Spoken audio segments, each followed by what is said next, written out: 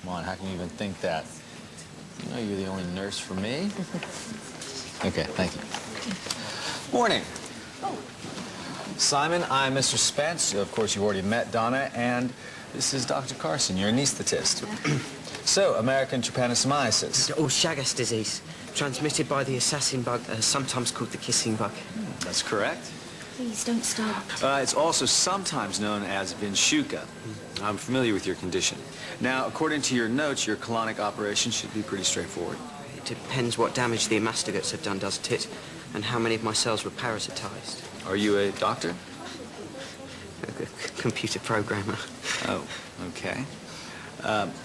Now, have you had any abdominal pain? The parasite has caused fibrosis and sclerosis of my parasympathetic plexuses of Meissner and Auerbach, leading to a ganglionosis. So, yes, I do get bad constipation and a lot of discomfort. When I was diagnosed, the doctors said they could feel a mass in my abdomen. Fecaloma? Yes, and then I developed signs of intestinal occlusion because of the sigmoid volvulus. Have you had any radiology done? Plain x-rays and an air contrast barium enema. And what did that show? Delineated some of the abnormalities in the colon, mainly the sigmoid and extent of dilation. Simon, it is a pleasure doing business with you. I have to take a look at an abdominal laceration, but I'll be back as soon as I'm done. And in the meantime, Dr. Carson will talk you through the anesthetics.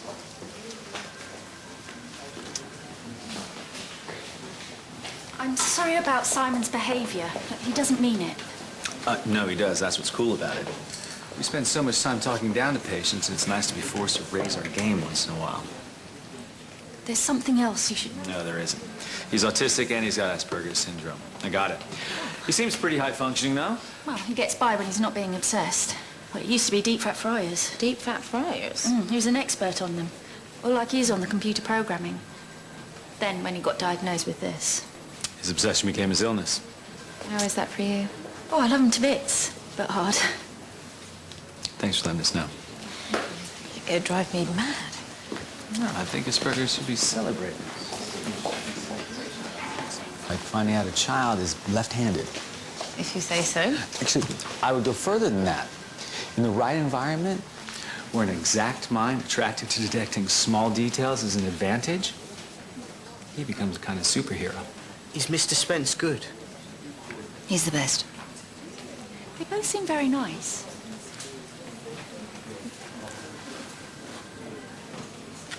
Can you put your head back for me? Now, is there a Mr. McConaughey that we should contact, or any other family? No, no. He went south decades ago. And the kids are all over the world. Oh, I'm fine on my own. I've decided I rather like sleeping in the middle of the bed. You? Oh, no, I still sleep on the right. Even put a couple of pillows behind me. Reminds me of someone. Hey, birthday girl. Oh, come on, love. Why so sad? Birthday should be celebrated. It's just that I've got a little boy at home. So? I had 3, under the age of 5, by the time I was 25. Didn't let it stop me. Oh, I've never been one for birthdays anyway. Baloney. Don't let silly things like age hold you back. Accept it. Move on.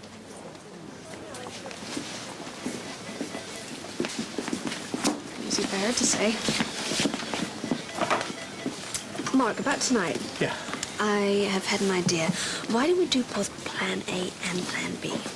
Okay? I go out for a few drinks after work just to prove that I still can. And then I come home and we have a bite like we said. Sounds like a plan. You sure? The only thing is... You need me to pick Joe up from the creche, take him home, bath him, and put him to bed. I can't do that, can I? It's too much. Of course you can, anytime, especially on your birthday. Consider it a birthday treat. If you're sure.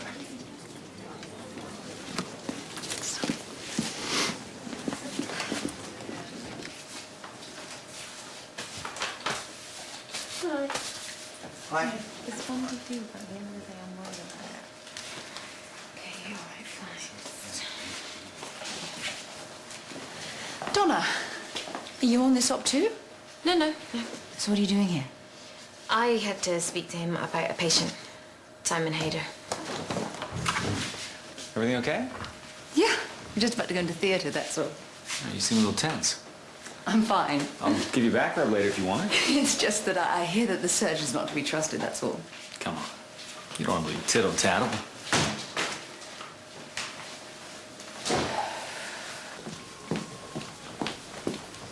Rick, what's this all about? Zero tolerance issues, I'm afraid. Connie, how can I help? Thank you.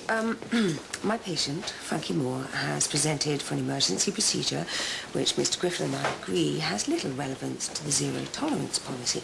However, Mr. Griffin insists on lecturing him. I was not lecturing him. I was talking to him about his general state of health. And you have a problem with that? Several. One, it undermines my authority. All right, yes, I should probably have come and got you, but you had asked me to see him earlier, and I really didn't think it would be an issue. Two,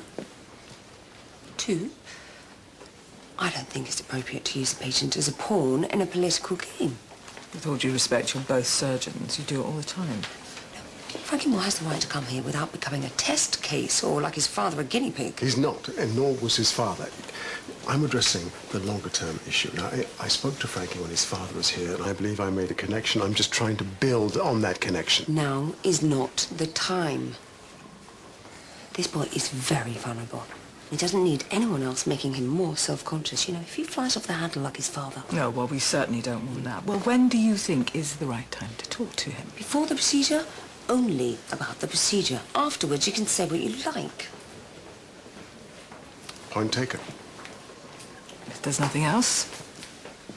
Actually, there is. The, director of surgery position. What about it? Well, I don't think we're clear as to who's in charge. No, I can see that. Mm-hmm. Maybe it's something we could discuss in a wider context. Fine by me. Whenever you like. Happy, Connie? Yes, thank you, Jane. Don't mention it. So should we go and speak to Frankie together about the procedure? Was that necessary? Yes. I hate this.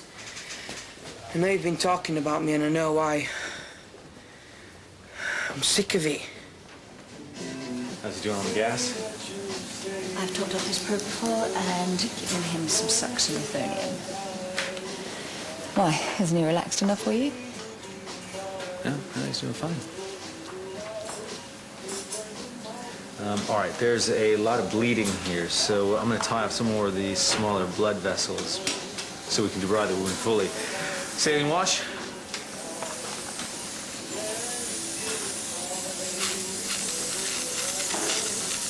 Ties, please. Is everything okay? Yeah. I'm just hassled by something someone said, that's all. All right, what? They seemed to think that you and Donna made a lovely couple. Just because they haven't seen a gorgeous wife. This is really bugging you, isn't it? No. It amused me, though. Would you like us to call your father? No, I don't want him here. I don't want him to know that's why I came on my own. You did the right thing. But he would want to be here. He's still recovering. Besides, Dad won't be much help. I agree. Well, yes. I'd rather do this myself. Dad said it's my asthma causing this, but it's not, is it? Frankly, you presented with acute shortness of breath. And that is secondary to the pneumothorax. The treatment for this is a thoracostomy, a chest drain. But because of your raised body mass index, it's slightly more complicated. You mean it's got some fat, right? The procedure involves making an incision in your chest wall. But to do that, we're going to have to retract the tissue to be able to find it. Once we do, then we puncture the chest wall, insert the drain, allow the pneumothorax to decompress. You mean there's too much fat to get through? Yes. Okay, it doesn't have to be like this. Not now.